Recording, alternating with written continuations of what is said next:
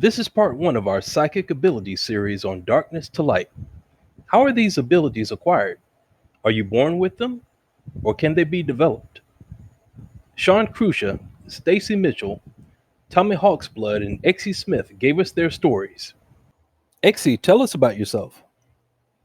Um, I'm a natural born medium.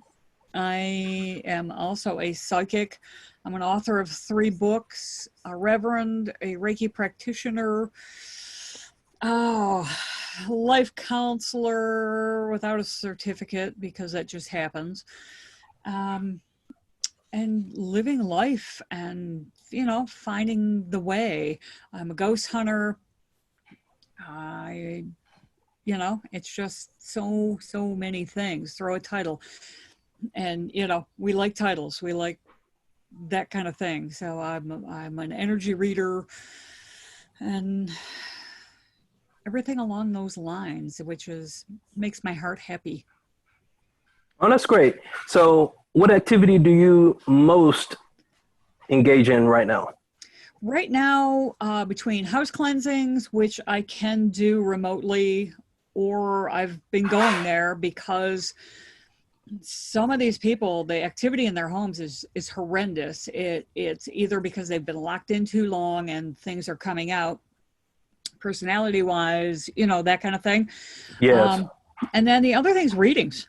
I am reading for nurses and doctors incredibly, and their phone readings. I'm booked out. I'm booked out for the next 2 months, and that's doing a reading or 2 every day.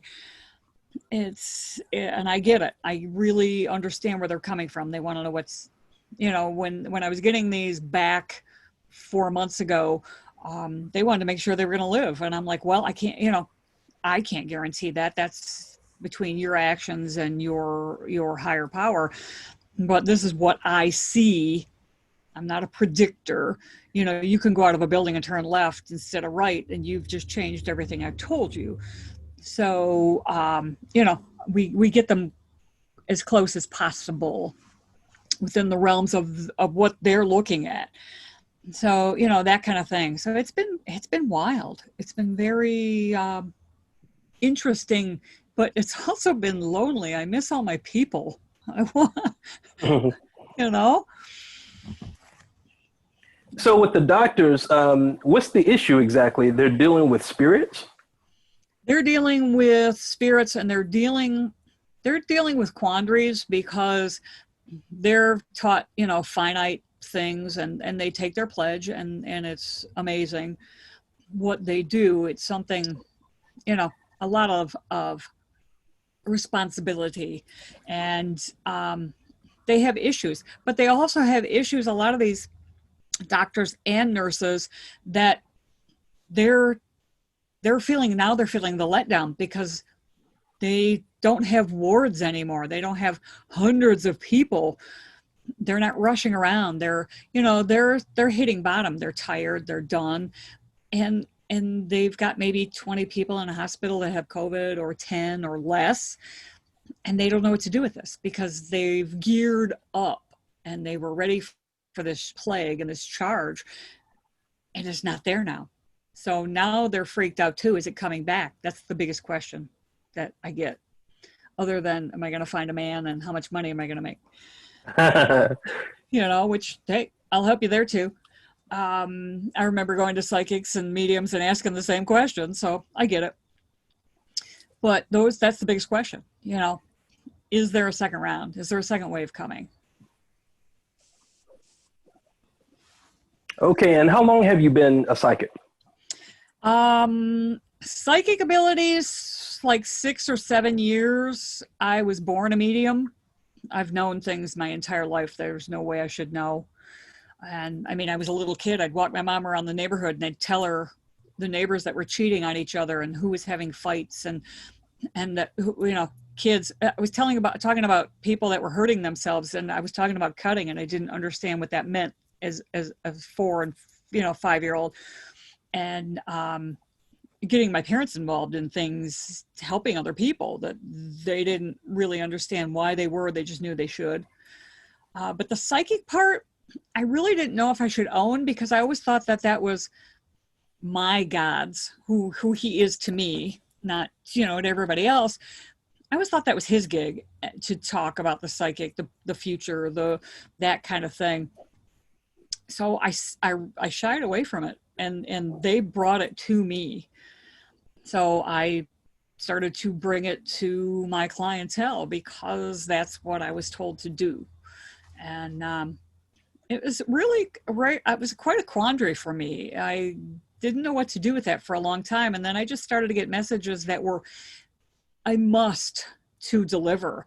I told the guy that, he needed to go get his his private parts checked because I think he had an issue, during a reading. And I'm like, are you kidding me? I have to tell this man that he's got to go have this exam.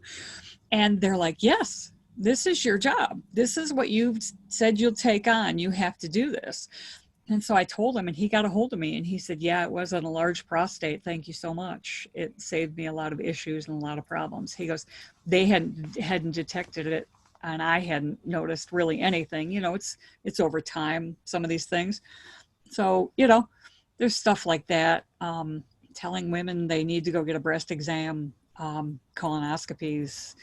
Have you had a physical? Are you on blood thinners? Are you, it's really, and I tell them, I am not a doctor, but this is what they're telling me. And I see, because you have to disclaimer yourself, you have to protect yourself, but you have to deliver the messages as well.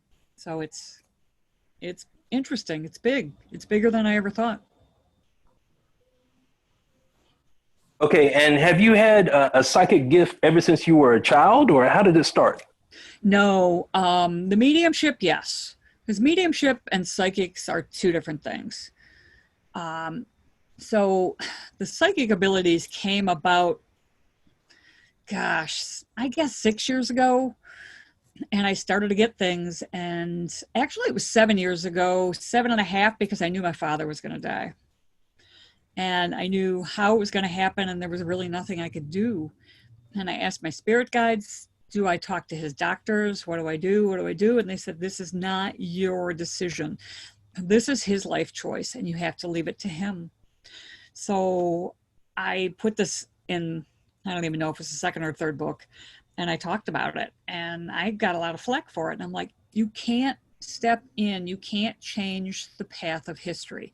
That's not your job. You can inform people so that they can make a choice to choose their path and change their own history, their own future, but you can't do that. And there's that line again. And, I mean, I don't want that burden. I don't want that. That they're living their life. I'm not living their life. I have people all the time get a hold of me, tell me what to do. And I'm like, I can't do that. You need to step up to the plate and make your own damn decision and make your choice. You've got, you're very fortunate. This was the last one. It's like, there's 2 jobs. You have 2 job offers. They're both your path. Let's put it that way. You make a choice. They're both going to take you forward. One might be a smoother path than the other because it's a more correct path for you at the moment. Doesn't mean it's going to be in a year, but and the other one could be a little rockier, could be more learning, could be there's somebody in the office that's a real curmudgeon, or there's always something. So I kind of came about it in that manner, and I think it has to be about 7.5 years ago, because I knew about my dad, and my dad was my guy. That was crushing. That was tough. Okay, Shaun, can you hear me? I can. Can you hear me? Yes. Thanks for joining us today. Yeah, I'm a little under the weather today, so I'm going to do my best. Okay, well, thanks for joining us anyway, man. I hope you feel better. Thank you. So we're talking about psychic abilities today. Okay. How did your psychic abilities start? I do recall a few instances as a child being able to interact with spirit, but I think that, strangely enough, my biggest recollection of my abilities came in the in the sense of something that I saw coming for somebody that I didn't even know. And I knew that my mom watched a lot of the movies associated with this person, but I didn't really know who she was. A girl, basically an actress named Natalie Wood. When I was 14 years old, I saw a boat, I saw drinking, and I saw what was unfolding. And I told my mom, and it kind of scared me. I'll be honest, because I didn't like to look at death, and it's one of those things where I kind of shut things down a little bit because I saw that. But at 14, and it didn't happen for another 2 years later, but that was one piece of my gifts where I could see things that were coming. Obviously, the mediumship and connecting with spirits happened when I was much younger.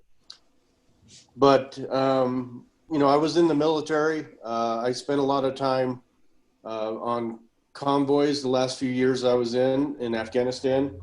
And I was guided on making sure that, we were safe. Any situation. The first tour I was there, I was only there for 2 tours. The first tour I was on, the major that was with me, she was really adamant. She listened to what I told her because it was pretty accurate on everything that we needed to do. The second tour, the major that I worked with didn't care. He was kind of at the point of whatever happens, happens. But so it was kind of a blessing that at least on the first tour to have somebody that actually trusted in your gut and your instincts, and what was flowing. I always felt as though my mother was guiding me in Afghanistan. So I feel like it was a blessing. Coming out of that situation, I began to partake in paranormal investigations. My sister actually introduced me to this because I spent a lot of time overseas, so I had no idea what this was. And so I went to begin investigating, realized on my very, very, very first investigation that I could see things that nobody else could see. I could hear things that nobody else could hear. I was really in tune with the location. I was spot on with what people had experienced previously. So I started to question whether or not Afghanistan had kind of skewed my viewpoint, or you kind of question your own sanity at that point. So I went through a tirade of buying upwards of $15,000 worth of paranormal equipment, which I still own, and just strictly trying to validate what was coming through, and spent the next couple of years doing exactly that, validating all of my experiences, traveling the country on different locations with different teams, and just finally settled in that, hey, you know what? This is real. This is real. This is what I've been chosen to do after the military. It's just one of those things that it's really interesting. I began participating in a psychic development group, which met once a week consistently for 4 years, and that also enhanced me. It worked a lot with working with energy and working with seeing things for others, and it kind of opened up other portions of my gifts. I can see things for people. I can smell, I can taste, I can see, I can hear, all of that. And all of this helped through this psychic development group, where we would do these exercises to kind of grow and enhance and begin to really truly trust in what is coming through. Because half the problem is, it's that trust factor. It's going, okay, I really am seeing stuff for this person. I need to be the message. I need to be the messenger to deliver this. And then, a lot of people really second guess what's coming through. So it took a while to just be free form and allow the messages to flow without second guessing them. And in moments of times, like was previously said, I'm sorry, I just barely logged on, but I did hear some of the discussion on the medical piece, which is really kind of tough to kind of relay. But sometimes when I say, hey, I'm feeling some issues within a particular region, I do have to deliver it. But at the same time, you know, like I say, hey, you know, I'm feeling some issues with your upper teeth on the, you know, so I don't know, you need to go get checked out. Every time, just like she was saying, it's been pretty spot on. So it's a hard thing to kind of relay, but at the same time, number one, I'm not a dentist. Number two, I'm not a doctor, you know, so it's one of those things where you're going, okay, I'm just going to relay this with the caveat that, hey, I am not a doctor, go seek a professional, you know. And so this has been quite a journey from seeing things when I was young to seeing things for others when I was young, and then transitioning to helping people within the paranormal region. I can actually video chat with somebody and they can walk me around a particular location, and I can tell you what's in the location by using my empath or my empathic abilities. My guide will kind of let me know if there's something intelligent there, if there's stuck energy in the location, what's actually in the location, what's in the particular room. And then I've helped a lot of people that way, just video chatting with them and having them walk me around and give them kind of you know, peace where they were really just in turmoil going, there's something really spooky going on in my house. And I'm going, well, technically it's not spooky because it's just like grandma or you know, dad or somebody that's in there just you know, trying to get a message to you, something really sweet and something honest, you know. So it's been a real blessing kind of working through my gifts, and I'm always grateful for everything that comes through. That's the main thing, I think, is just staying in a place of gratitude. Okay, thank you, Shaun. You're welcome. Stacy, Yes. can you hear me? Yes, I can. Okay, thank you so much for joining us today. Thank you. So we're talking about psychic abilities. How did yours start? Did yours start as a child? Yes, they did. I didn't know what it was. I just knew that I was like grandma. You know, we didn't say the word psychic. We didn't talk about it. We had a kind of a telepathic connection, and I just knew I was like her. And so I really didn't understand till I was 7, 8, 9. Then I started getting a better handle on what was going on around me. But yeah, very early. Okay, so one of the things I want to get a handle on today is this something that you're born with, or is it something that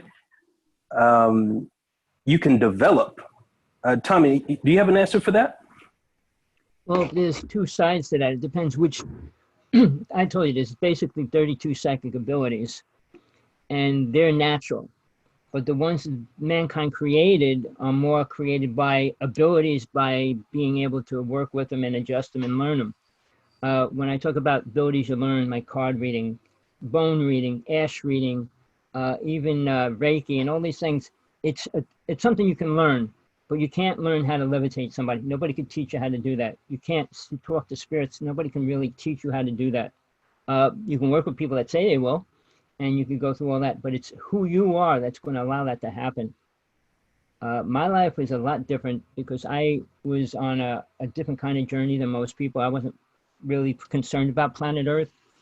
I was more concerned about the inner worlds and the higher worlds. So I spent most of my time eventually traveling into the higher worlds, but I had to get past the astral plane. And very few people know much about the astral plane, which is, to me, which I try to bring out and talk about and teach more than anything else. I mean, I do UFOs and aliens and all that, but I'm a rebel with that too, because I've been doing this all my life. And to say there's a good alien out there is like saying there's spiritual people on the planet, which I don't agree with. I mean, Jesus said there'll be many greater than he, and there hasn't been one yet. So I'm at a high place where I'm looking down at people, not judging them, but saying, look, we don't have spiritual people on this planet. Everybody says they're spiritual. Helping people isn't the road to God realization. I mean, people want to believe that we're all spiritual beings and we're all this and that. We're not until we become that. And you have to become aware. And the first thing you got to become aware of is God. If you don't ever become aware of God, you can't become aware of soul in itself, which dwells on the soul plane. If you can't get to the soul plane, you'll never understand soul, what it is as well. The astral plane is where 32 psychic abilities come from. And you got deities and you got a couple different things that control what leaves that realm. So when people say they went to the Akashic records and they saw the history and the future and past, it's wrong. I could say spiritually wrong if somebody reads somebody else's chart, especially if they weren't given permission. I mean, if the idea of somebody says, oh, can you read it and tell me or something like that, it's a little bit different. But again, somebody was mentioning before, saying that we really don't have the right to change a person's reality. We can guide them and give them information that can help them. But when I was a witch when I was 16, I was a witch for about 4 or 5 years. I learned about 20 psychic abilities and I was able to use them all. Again, and this is only my viewpoint because of what I see. You can't use too many psychic abilities as a good thing, no matter what you say. A person, to do anything for another person, has to know their karma. And to say, I'm going to heal you, I'm going to make you better, if you don't understand their karma, karma is given to a person because of what they did. And it's not like anybody can take it away except the person that created it. So when my partner's a Buddhist Lama. I studied all different religions and I studied their path, their idea, the reflection to that. And the New Age world doesn't even respect God to a point where God is an individual reality separate than we are. I mean, mankind is trying to say we're all one, we're all part of this consciousness. I say, if I was part of that consciousness, I would just destroy my whole ethers of myself and completely wipe myself off the reality. Because I say, why would I want to be part of that? And souls down here for one reason. It's not to save the world. It's to save themselves as a soul and understand what that is. The astral plane's a little different. The mental plane, the etheric planes are a lot different. But the abilities you get here, if you use them, it's hard to use them wisely. Now, just one quick example. I was working with the top medium in the United States in I guess the late 60s. And she was rated #1 by the Psychic Center in New York City. She was a top medium at the time. And there was one famous person in the United States. His name was Don Lepore. He used to claim he channeled Jesus and all that kind of stuff. Then J.J. Knight came out. So there were the 2 big names in the United States at that time when I was younger. But at that time, I was already doing hypnosis, past life regression, and I was working with different psychic abilities.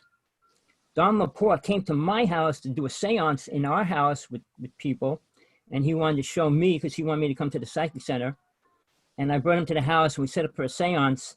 There was 13 people there sitting at the table. They all saw my third eye open. And then he came to me after it was over. I want you to come to the Psychic Center. And what I said to him, I don't work with fakes. And I was only 16 years old. So, I mean, I've been there, I've done it. And when I talk about psychic abilities, when we use them to help other people, I mean, it feels good. We think it's good. It's like when people say they send unconditional love to the world. How many people in Russia and China and Africa are getting benefits from that? Right now, the planet Earth is in the worst condition it has ever been in. And I'll try to get into a little bit later, why we have what we have right now with demons, entities, and everything else coming into this planet. And there's only one reason for that. And very few people know what that is. Because it was after the Bible, it was after everything else was written. So it's not like everybody knew what was going to happen and why it was going to get created and why we're dealing with it. My one good friend, he's one of the top exorcists in the United States. He does 300 a year. I did a few. I don't like doing it. I only do it for people that I truly worry about or care about. I don't get involved with other people because I don't want to absorb their karma or get involved with it because they have to work it out sooner or later, even in the next lifetime, if they can't work it out in this lifetime, which most people don't. So I was on the astral plane, watch people come and go, come back here. And the other thing is, most people don't stay one sex. I mean, you might be a man in 5 lifetimes and come back as a girl in the next one. So, and that's where the gender, recognizing whether we're male or female is really changed. I don't want to go on too much, but yeah, it's changing the way we think, especially with walk-ins now and all the other words that we're using. I'll leave it